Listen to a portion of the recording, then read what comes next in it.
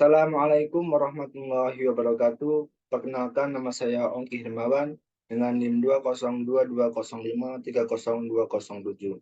Saya di sini dari program studi ilmu komunikasi, mata kuliah teori komunikasi, ingin menjelaskan tentang tiga materi teori komunikasi sebagai tugas akhir saya. Yaitu saya di sini akan menjelaskan materi-materi teori komunikasi. Yang pertama yaitu ada eh, speech art theory, dan yang kedua ada narrative theory, dan yang ketiga ada Frankfurt School. Saya di sini akan menjelaskan tiga materi tersebut. Kita akan membahas yang pertama yaitu ada speech art theory. Kita akan belajar tentang latar belakang dari teori ini. Teori ini yaitu dibicarakan tentang hendaknya melawan pemikiran positivisme logis yang mengatakan bahwa sebuah ucapan atau statement bermakna sejauh mendeskripsikan keadaan yang faktual, di mana positivisme logis ini mengatakan keadaan yang benar-benar terjadi di sekitar kita.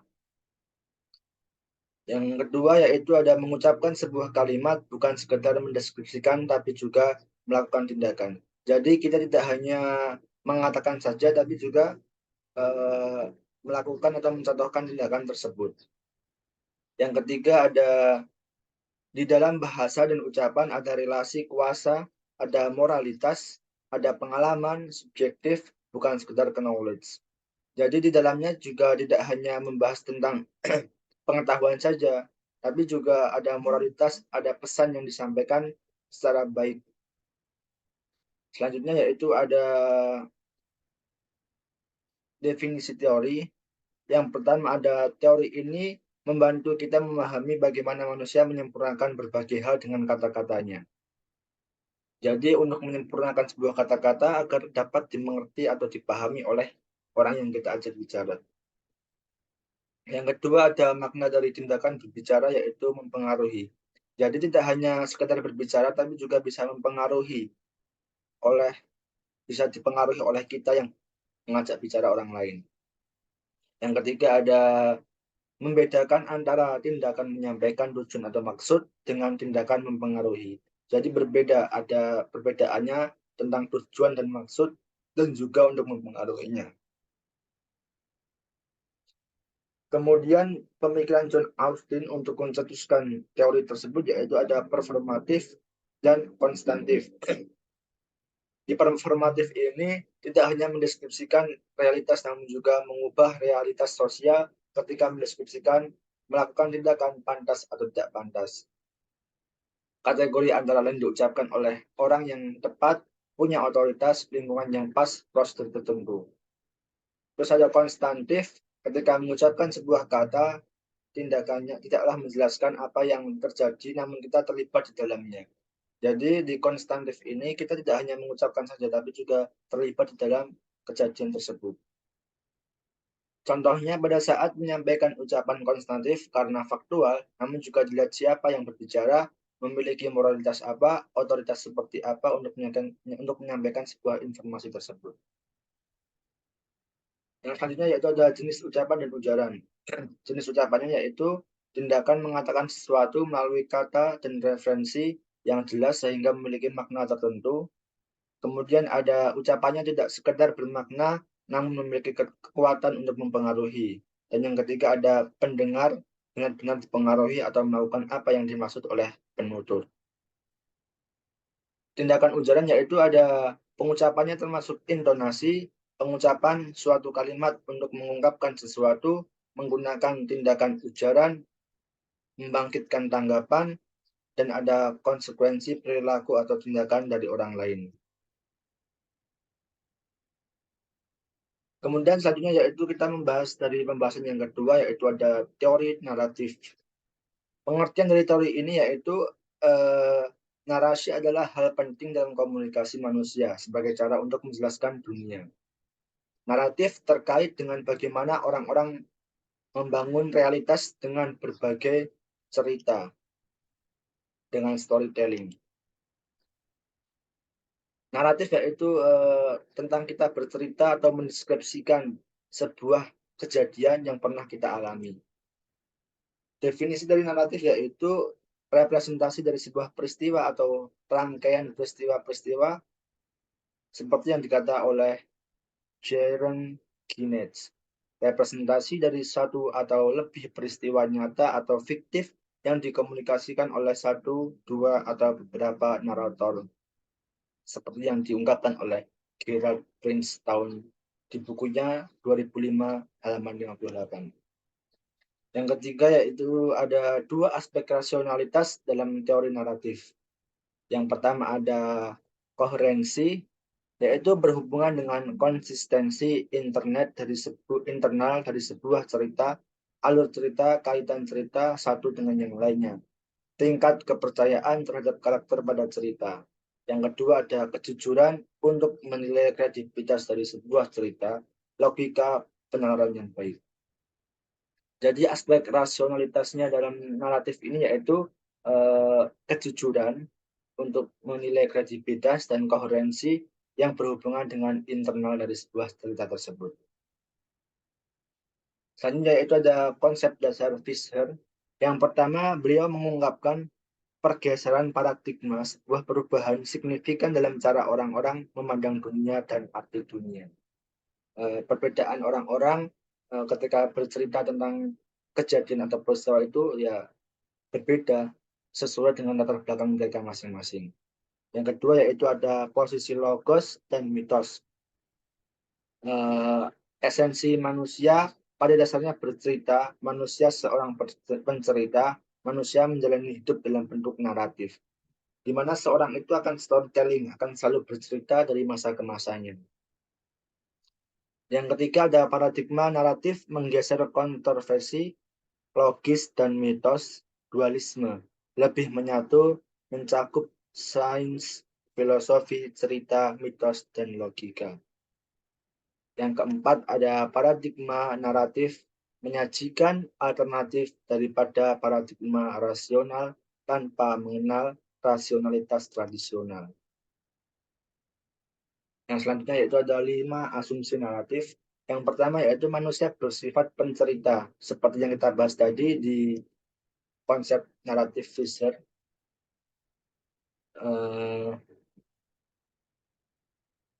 Yang pertama tadi manusia sebagai pencerita, dan yang kedua keputusan mengenai nilai sebuah cerita berdasarkan alasan atau penalaran yang baik. Jadi tidak asal dalam bercerita, tapi harus ada fakta yang menyertainya. Kemudian ada alasan yang baik ditentukan oleh sejarah, biografi, budaya, dan karakter. Jadi harus ada sejarahnya, ada asal-usulnya, tidak hanya mitos semata. Tapi mitos juga boleh diceritakan, asalkan tidak menyinggung hak-hak moralitas yang ada. Yang kemudian ada rasionalitas berdasarkan pada penilaian banyak orang mengenai konsistensi dan kejujuran cerita. Yang kelima ada hidup manusia dipengaruhi dengan berbagai cerita dan kita harus memilih. Mau pakai cerita seperti apa, kita harus memilih, menentukan jalan hidup atau jalan cerita kita. Yang selanjutnya itu ada konsep naratif Fisher, yaitu narasi bukan sebuah cerita saja, namun peristiwa yang memiliki alur awalan, tengah, dan akhir. Jadi naratif itu tidak hanya sekedar untuk bercerita, tidak hanya sekedar storytelling, tapi memiliki awal, membuka, memiliki pertengahan isi, dan memiliki penutup. Yang kemudian ada aksi simbolis, kata-kata atau perbuatan yang memiliki urutan dan arti untuk mereka yang hidup, menciptakan, dan menginterpretasikannya. Di mana dijelaskan dalam konsep naratif Fisher ini, aksi simbolisnya yaitu kata-kata atau perbuatan mereka untuk menceritakan storytelling mereka masing-masing. Yang selanjutnya yaitu ada jenis-jenis koherensi. Yang pertama ada koherensi karakterologis, mengacu pada tingkat kepercayaan pada karakter-karakter dalam cerita. Yang kedua ada koherensi material, sejauh mana konjurensi antara satu cerita dengan cerita lainnya yang saling berhubungan. Jadi setiap kita bercerita itu akan saling bertaut, akan saling berkesinambungan untuk menjalani sebuah cerita. Yang ketiga yaitu ada koherensi struktural. Sejauh mana alur cerita yang kita miliki, alur yang berjalan dengan lancar atau membingungkan, itu memiliki strukturalnya masing-masing. Jadi dari tingkat awalan sampai akhiran, atau dari atas sampai bawah itu memiliki strukturalnya masing-masing. Kemudian yang selanjutnya yaitu ada logika penalaran yang baik dalam bercerita. Yang pertama yaitu apakah pertanyaannya faktual ataukah tidak. Ini harus dipertanyakan untuk memiliki penalaran yang baik. Yang kedua ada pola penalaran apa yang ada. Dan yang ketiga apakah ada fakta yang relevan yang dihilangkan dari narasi tersebut. Jadi jangan sampai menyinggung dengan adat istiadat yang ada, tapi harus benar-benar bercerita sesuai dengan fakta yang ada. Yang selanjutnya yaitu ada seberapa relevankah argumentasi dengan keputusan yang mungkin akan dibuat pembaca atau pendengarnya. Yang selanjutnya yaitu ada seberapa baikkah narasi yang mengarah pada masalah-masalah yang penting dan signifikan dalam kasus ini. Yaitu sebagaimana beliau dapat merepresentasikan cerita tersebut dengan sesuai fakta yang ada, tanpa menambah ataupun mengurangi sesuai dengan faktualnya. Kemudian yang selanjutnya yaitu ada analisis dalam naratif. Titik sentral dalam di mana naratif adalah mengetahui bagaimana peristiwa disusun dan jalinan suatu peristiwa dengan peristiwa lain. Mengapa peristiwa ditampilkan di awal, mengapa yang lain di akhir, mengapa peristiwa-peristiwa tertentu dijalinkan dengan peristiwa yang lain. Dalam teori naratif ini yaitu menjelaskan tentang kesinambungan atau keterkaitan antara teori satu, antara peristiwa yang satu dengan peristiwa yang lain. Mereka akan saling bertaut, akan saling beriringan untuk menjalin sebuah cerita. Karena jika cerita tidak saling berkesinambungan, tidak ada nilai moralnya, tidak ada knowledge-nya, itu tidak disebut dengan cerita. Karena mereka saling berkaitan satu sama lainnya agar membentuk sebuah cerita. Yang selanjutnya yaitu ada manfaat dalam menganalisis sebuah naratif. Yang pertama yaitu membantu memahami bagaimana pengetahuan, makna, dan nilai diproduksi dan disebarkan dalam masyarakat. Yang kedua ada memungkinkan menyelidiki hal-hal tersembunyi dan laten dari satu teks media. Yang ketiga ada analisis naratif, merefleksikan kontinuitas dan perubahan dalam komunikasi. Yang keempat yaitu memahami bagaimana dunia sosial dan politik diceritakan dalam pandangan tertentu yang dapat membantu kita mengetahui kekuatan dan nilai sosial yang dominan dalam masyarakat. Selanjutnya yaitu ada teori Van Root School. Pengertian dari teori ini yaitu teori disebut juga dengan teori yang kritis.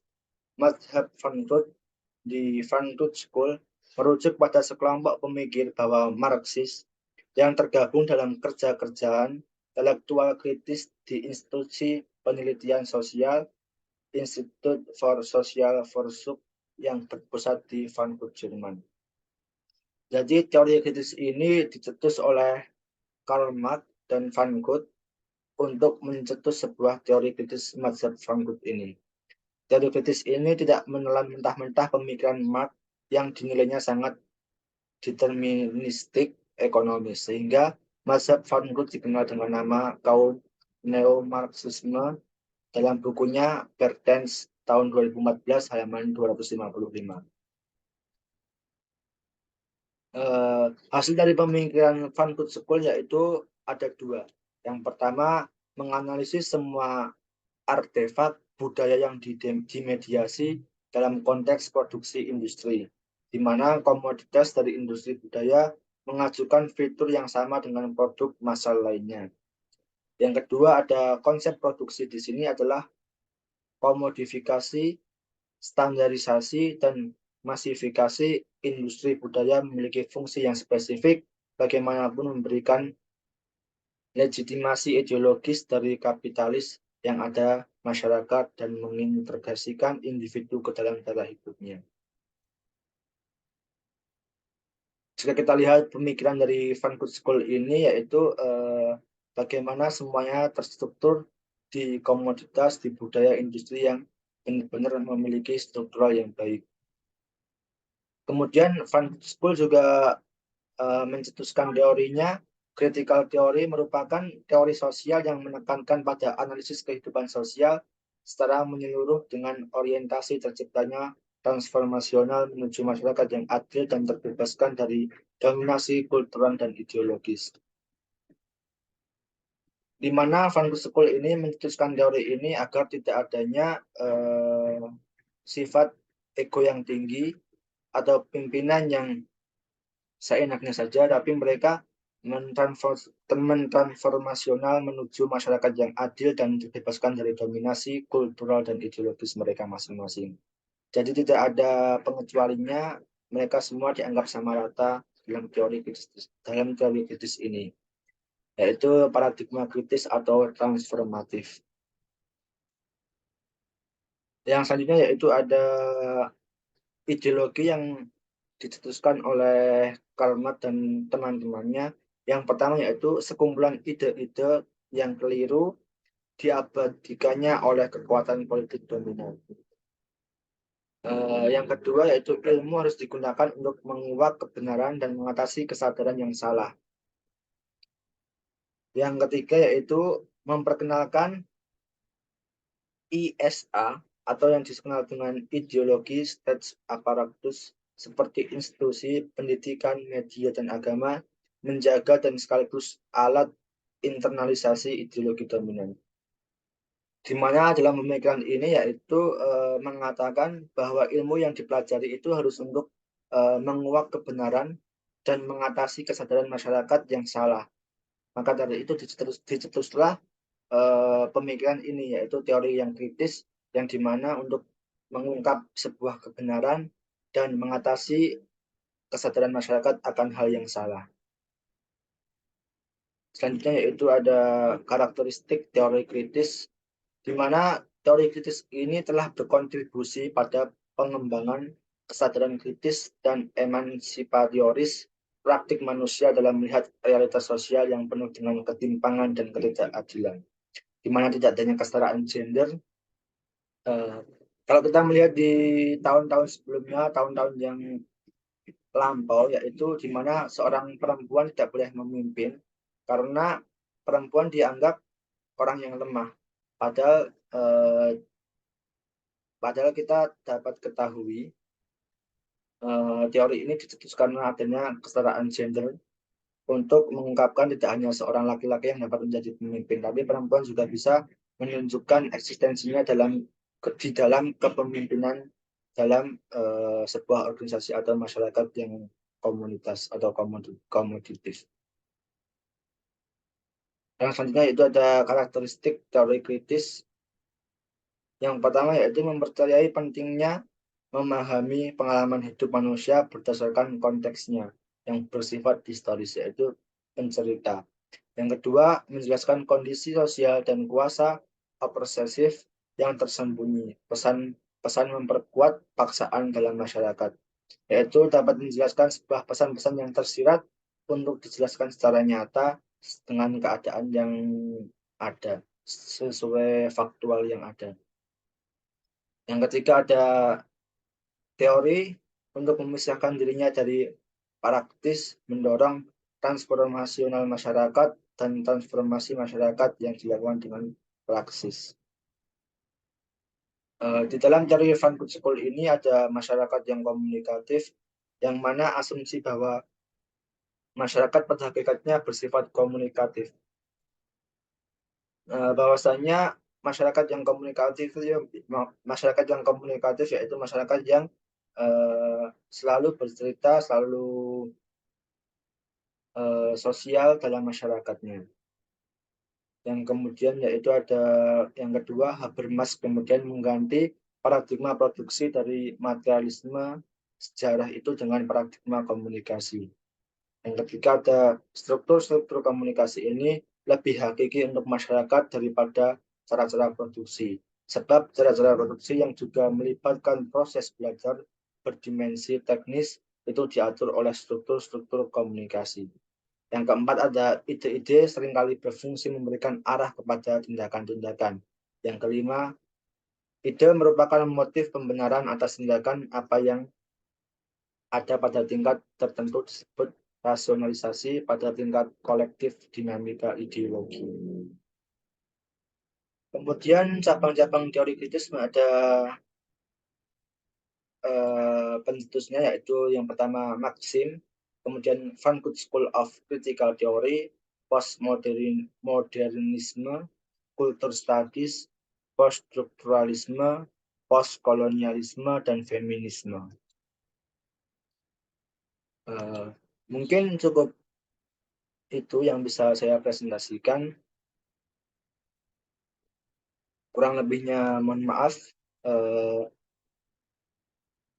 Kalau masih ada catatan-catatan atau kekeliruan dalam menyampaikan materi, kurang lebihnya mohon maaf. Assalamualaikum warahmatullahi wabarakatuh.